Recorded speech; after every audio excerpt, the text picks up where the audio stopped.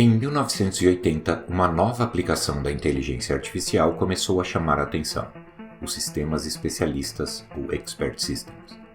Os pesquisadores deixaram de perseguir a inteligência artificial genérica, aquela que pudesse se comparar à de um ser humano em todos os sentidos, e passaram a trabalhar na solução de problemas mais específicos e bem mais restritos.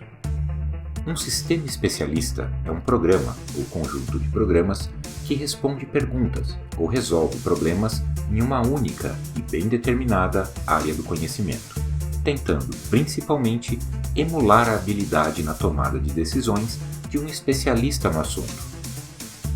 Através da aplicação de um conjunto de regras lógicas sobre uma massa de dados ou corpo de conhecimento, criado com base na experiência de especialistas humanos naquela área específica, os Expert Systems se mostraram muito eficientes no que se propunham a fazer: auxiliar o processo de decisão. E o resultado, muitas vezes, era até melhor do que aquele apresentado pelos próprios especialistas que haviam contribuído para a formação das bases de conhecimento que eles utilizavam. Um exemplo disso foi o XCOM, abreviação para Expert Configurer, da Digital Equipment Corporation, DEC, um sistema especialista que decidia qual a melhor configuração de hardware para atender às necessidades de um cliente antes do equipamento ir para a linha de montagem. A DEC vendia mini-computadores VAX, que custavam cada um uma pequena fortuna, e o XCOM entrou em funcionamento em 1980 para ajudar a especificar as configurações de hardware desses equipamentos, que eram montados sob medida dependendo da aplicação a que seriam destinados no ambiente dos clientes.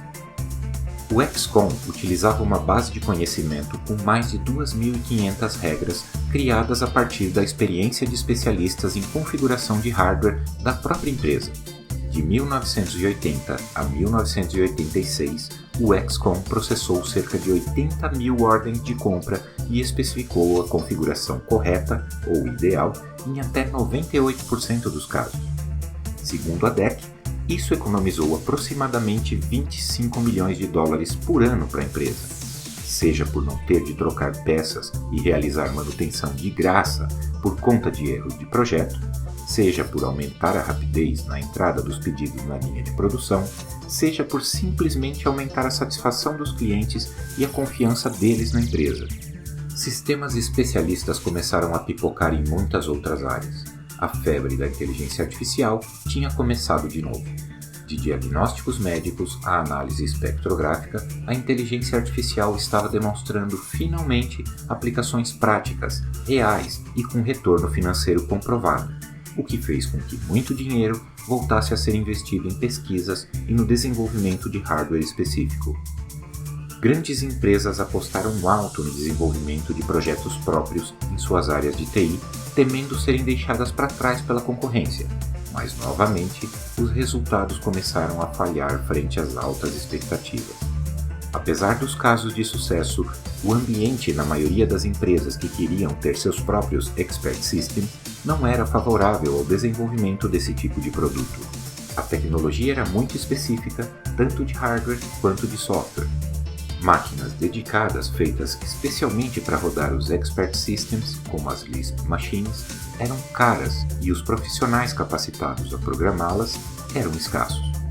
Adaptar a tecnologia aos parques de hardware e software existentes na maioria das empresas também não era lá muito fácil de se fazer. Memória e dispositivos de armazenamento para grandes volumes ainda eram muito caros e integrar os Expert Systems a bancos de dados de sistemas legados e suas regras de negócio era um processo complicado.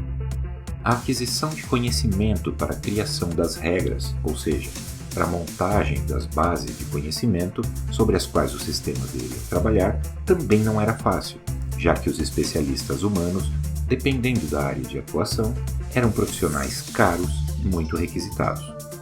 No final da década de 80, mais precisamente em 1987, a bolha que havia se formado em torno dos sistemas especialistas estava prestes a estourar, e a inteligência artificial entraria no seu segundo inverno.